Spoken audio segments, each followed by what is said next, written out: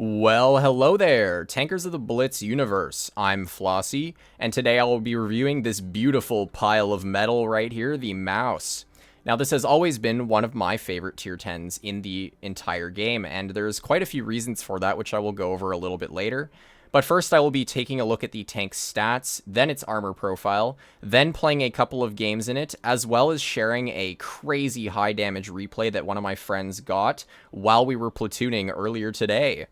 So stay tuned for that. However, let's break into the tank stats first off. So, starting with its gun, it deals 460 damage on its standard shells, 390 on the premium, and 600 on the HE.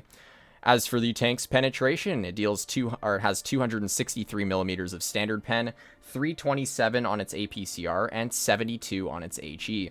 So the APCR premium pen is not very good, and you are going to find that at certain angles, a lot of tanks will just be able to bounce a lot of your shells. So basically, this tank has less pen than a lot of medium tanks at tier 10, which is kind of sad.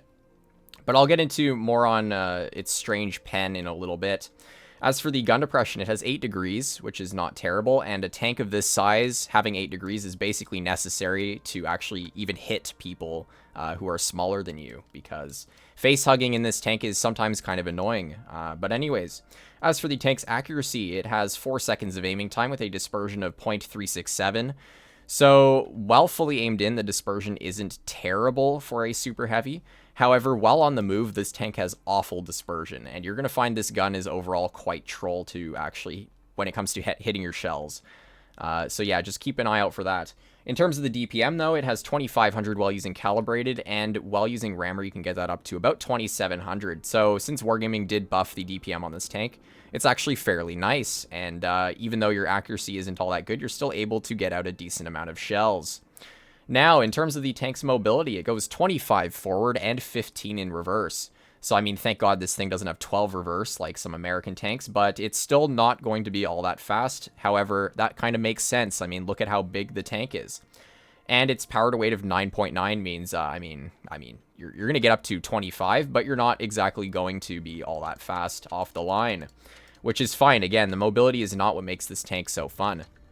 Anyways, breaking into the provisions this tank has. Now, Wargaming did give this thing double sandbag armor, so if you are using both, like I am, you can, with using the HP equipment here, you can get it up to 3,278 health, which is, it's kind of insane, actually, and I personally don't use the extra HP. I personally use enhanced armor.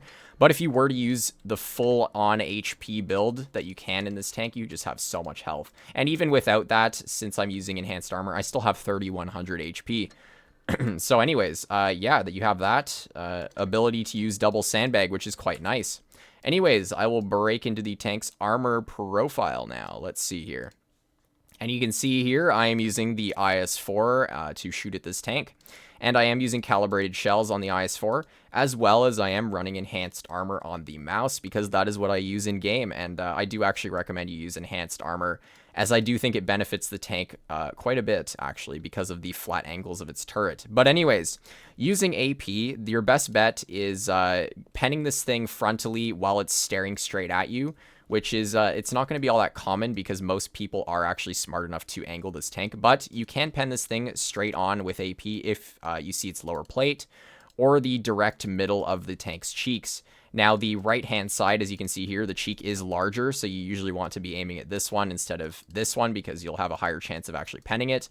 But anyways, you can see there, yeah, you can pen it frontally. However, when you do angle the tank, and it's basically a tomato. Look at this thing. Like, you can over angle it like crazy up until about this point here before you can start penning its tracks here.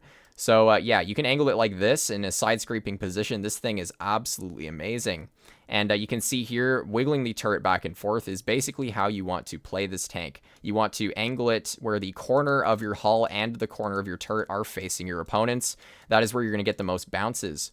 Now, when loading heat, you can actually pen this thing on the upper plate if you do have enough pen. Now, because this IS-4 is using heat and it has like 360 millimeters of pen, it's quite good, so you can pen the upper plate quite easily, but that's only if you're facing directly at it. And you can see here the cheeks become really large and quite green, so easy to pen. So that's mainly the weak spot while using premium, which is what most people are going to be shooting at you. So what you want to do in that case is you want to angle your hull to about this angle here, where basically this is now the only spot that people can really pen on your hull. And you basically want to wiggle it back and forth, because you can see there the lower plate, if you're just sitting still, it can still be penned. So you want to basically try and bait your opponents into shooting your green spots or your weak spots here and on your upper plate. And then hopefully they'll bounce you. Same with the turret. You're going to want to do the exact same thing. So sometimes I move the tank and the hull and the turret together, so then they're both kind of at the same angle. However, you can move them independently, and sometimes, depending on the situation you're in, sometimes it's just better to angle your turret and wiggle it back and forth, whereas your hull, you might want to keep it behind a rock or something to side scrape on. But yeah, so basically you want to be angling this tank whenever you're not shooting at someone. You don't want to be facing directly at them, because they're going to be able to pen you quite easily. That's basically the gameplay of the Maus, and I mean, overall it's armor, the rest of it, the sides are quite strong. You're not really going to be getting HE'd by most tanks, unless it's like a 183 or a Hesh firing gun. And same with the rear, it's quite strong as well. So anyways, that's the armor profile of the Maus. Now let's get into some gameplay, and yeah, using that combination of armor to HP that you have is really, really effective. And it's going to allow you to make some pretty aggressive plays. And that's mainly what you want to do in the Maus. You want to play this thing really aggressive and right up in the front line. And that's because you don't want your teammates to be getting shot at, if at all possible. You want to be the one taking shots for your team. And that's really how this tank is going to change the outcome of some games, is when your team is kind of losing a lot of their HP, you want to move yourself up into the direct front line and basically hold. This tank is very, very good at holding, and if you can get into a position where people just can't really push on you, holding in this tank is really, really easy, and people don't like pushing on this thing all that much. And I don't really know what this Sheridan is doing, and I don't know what our 132A is doing either. Wow, this whole team, what am I witnessing, bro? Both of these teams are doing some really wacky stuff right now. Like, look at this E50M. What is he doing? I could not tell you, but let's see if I can get a shell into his track. Let's see if I can track him. Yes, we do get a nice tracking shell, and so does our 7.52. So at this point, it doesn't look like our mediums are doing all too well, but let's see if their enemy mediums decide to poke anymore. I took this position simply because I don't want to play more heavy side, because I do want to help those mediums if I can at all, like in this sort of situation right now. So unfortunately, I can't exactly use my HP to help the mediums, but what I can do is sort of bait shells from these two WZ-114s. And what I'm going to try and do is use this hill for cover, and I'm going to cover this 7.52 from getting shot at by these guys, because I'd rather them shoot at me and not shoot at the 7.52. And you can see here, we're doing a good job of saving this guy's HP, and he does actually get a nice shell into the 114. And with that, seeing as the 114 shot, I am going to push up quite aggressive and get another one in, and the 7.52 clears him. You can see when using this tank, if you do see your teammates needing support, like I said before, it's really useful to give your HP to your teammates, because working as a team like that is just how you're going to win games quite easily and effectively in this tank. So you can see there we were able to get a shell into the 114, and so is our 7.52. Now, unfortunately, he does bounce that shell, but that's okay. We do get another shell into him, and I'm just going to keep pushing this WZ-114. There's not a whole lot he can exactly do against my tank. And you can see there, this tank is very good at ramming, I will say. So you can see, even with the slightest bit of ram, we just still did 10 damage to him. And we're already at over 3,000 damage, which is quite nice for this this vehicle. And yeah, so even though you're not really going to be doing a terribly large amount of damage in this tank, sometimes, since you are so aggressive in this vehicle, you can just get out quite a decent amount of damage, especially with the DPM this tank carries. So we're able to get the clearing shot into the Sheridan, and all that's left is the T-92, who then gets picked up by our teammates. And yeah, that was a pretty interesting battle. It was a good showcase of how to use your HP and armor effectively to help your teammates. But overall, I mean, both teams were just really sus, and yeah, there's not much else to say about that. But yeah, let's get into game number 2. And yeah, so again, this tank is really fun, and it's something you can sort of just relax in. Like, all you really have to do is understand how to angle your armor profile. And then after that, you can sort of just chill frontline, and I really like playing this tank if I just want something that I don't really have to care or put too much effort into playing. I can sort of just put on some music and chill in the mouse, and that's why I love this tank so much. Is tanks like that are kind of rare in this game in terms of like super heavies.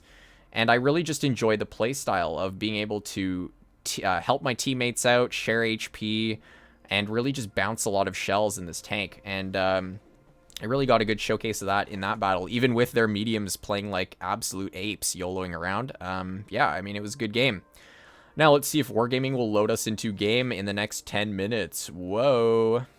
Are we going to get into a game? Anyways, yeah, there we go. Finally, we're in a game after about 1 minute and 10 seconds. Thank you, matchmaker. And we are not on a very good map for this tank. One thing about this tank is because of how large it is, any big open map is usually not a good map for this tank. And you're going to want to stay towards big objects to be able to hide your vehicle effectively. So if you're able to go to like town on this map, it's okay. But because we have so many mediums, actually, what are they do? Are they going town? Are we actually going town? Oh, we are. Alrighty then, I guess we're going town. So team, with that in mind, I'm glad we are going town because I will be able to very effectively use this tank in town of this map. But anyways, another thing about this tank is because, like I said, it's so large, you actually technically have more pen than you might think. On paper, the pen of 327 on its premium is not very good, but in game, because of how much taller you are than your enemies, a lot of the time you're going to find that you can just stare down at your enemies. Like you can see here, if this 121B was an enemy, I could stare down and his upper plate wouldn't actually be as strong as it normally would be against a tank with a lower profile. So that's a pretty big benefit to this tank. And again, like I said last game, this tank is very, very good at ramming, and it makes it extremely fun. If you see someone like trying to traverse you or flank you, you can sometimes just like back up and actually like make them hit you while they're driving, and it's pretty funny because you can do tons and tons of damage. And yeah, I mean, I don't really know what's going on in this game. Their team is just nowhere to be found. And actually, their KPZ is in mid. But looking at their lineup, they're probably all going to be in our spawn by now, which is a bit unfortunate. So I'm basically just going to do a giant circle, and our whole team is doing a giant circle, and we're going to make our way back towards where this 50 TP, or not 50 TP, this 50 ton is, because their whole team is going to be back in our spawn. So what I'm actually kind of glad that our team isn't just continuing to push into their spawn. I'm glad that they're actually pushing back to hold our spawn, because that's going to be more effective. And usually if your team actually does this, it's just an easier or a higher chance of actually winning the battle rather than pushing into their spawn and seeing whoever can flank the fastest. So yeah, anyways, we have the 4005 in front of us. We also have the Progetto in front of us. So what I'm going to do is I'm going to hold this aggressive, very aggressive angle and hopefully get a shell into the Progetto's turret. Now, he's not really poking me all that much, so let's see. Maybe I can actually get a shell into the 4005 instead. Let's see. Anyways, we'll get a shell into the Progetto first, and I will angle my tank so he has a hard time penning me, and it looks like he's just completely, like, lost. I don't really know what he's doing. I'm not even angling my tank, and he's not even bouncing me, so that's interesting.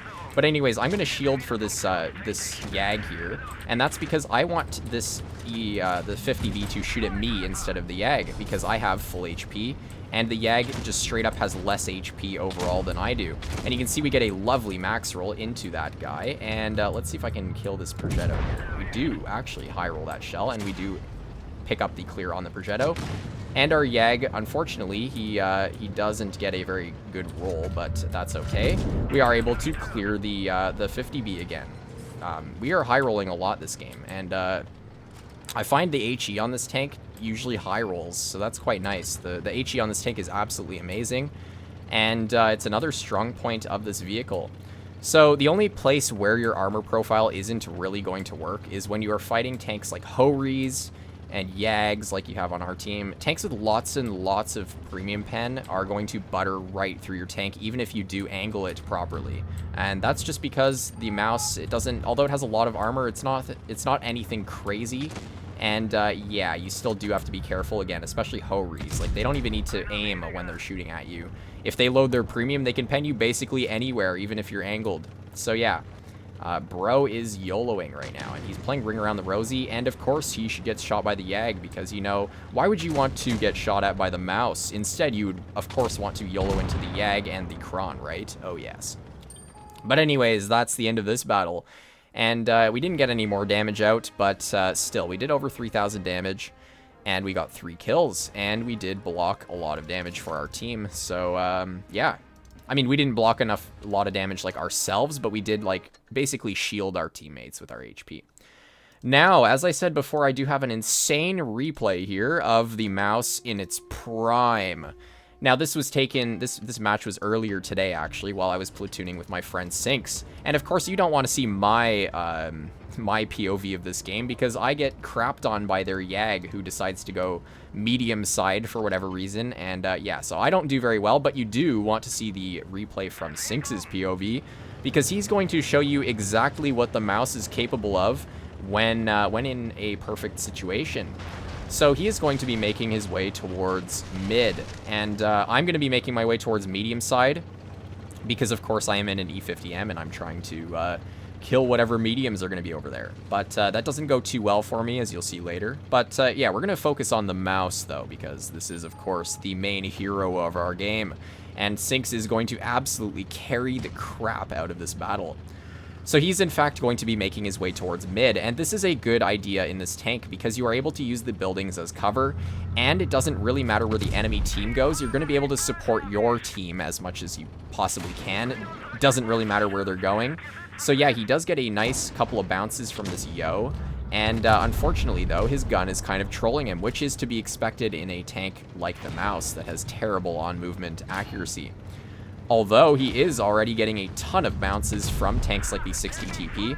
And you can see here, he is trying his best to angle his tank against like 4 enemies, which is kind of difficult. But yeah, he's doing a good job of it. And he does get more bounces from things like that Yo. The Yo is shooting more shells at him. And the 60 does get another bounce into him, which is kind of insane. Sinks gets a nice pen into the 60 TP, but oh my gosh, look at what he has to deal with now. A mouse is now YOLOing him as well. So he's going to, unfortunately, miss a shell into the Yo. That was very unfortunate. But now he's being sandwiched by 2 super heavies. And, oh my gosh, he's already blocked 5,300 damage. Yes, in the span of like a couple of minutes, he has blocked more damage than I've seen the majority of players block in this tank. And that's all due to the fact that these players on the enemy team aren't that good. They're not very aware, and they don't really know how to deal with the tank like this, which is, it's good for him. This is basically the ideal situation, is you want to be against enemies who don't really know how to pen the thing. But Sinks is doing his fair share of angling, and that is also helping him to get these bounces. He's doing an excellent job at making sure he is aware of where their enemy teammates are. So he shoots the Jagdpanzer, who actually like destroyed me, and that's good that he's doing that. And he does get a clear into the mouse. So at this point, he's going to try and deal with this Yo, and the Yo has been holding his shells for quite a while. He's a bit lost in the sauce, I will say. And unfortunately, you can see here, yeah, their Yag is YOLOing medium side, and yeah, kind of means that I'm screwed. And yeah, so this is not looking so good anymore, and we are only at, we only have 3 tanks left on the enemy team, but Sinks gets a nice shell into the grill, and he's going to absolutely carry the rest of this battle. So although it's not looking too good right now, you'll see the E50M decides to give him a free kill and YOLOs into the open, leaving it on a 3 versus 4. So now at this point, you can see here, Sinks is obviously trying to deal with the mediums, as they are going to be more dangerous than something like a 2-shot Yo, especially because the 2-shot Yo seems to not know how to pen him. But yeah, unfortunately for Sinks, he's getting some unlucky bounces into this 50-ton. And yeah, just like that, he's losing a bit too much HP for his liking right now. However, the Yo is now going to YOLO him and play I don't even know, the weirdest spot I've ever seen. He kind of just moves up onto that ramp and then decides, oh yes, I don't want to be on that ramp anymore. Let me just YOLO down towards the mouse. And you can see there, he gets a ram for about 100 damage into that Yo.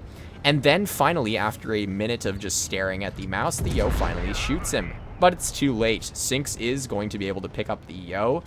And just like that, he's at 6,500 damage dealt with 6,600 damage blocked. Absolutely insane. And the Yag makes a huge mistake there by basically leaving his tank in the direct open for Sinx to pick him up. So just like that, all that's left is the KPZ. And what went from looking like a complete and utter loss actually turned out to be a pretty crazy win.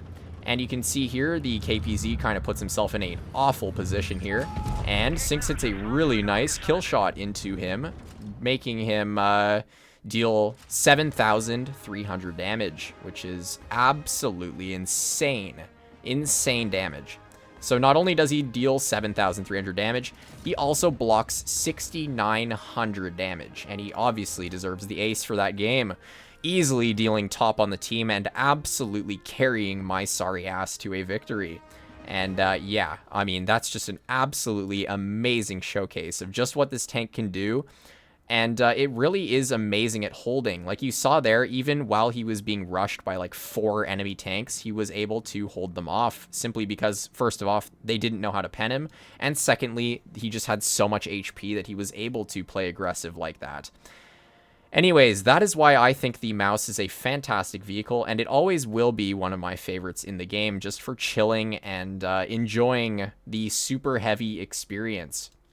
I do highly recommend anyone out there, if you don't have this tank yet, I do recommend you pick this thing up.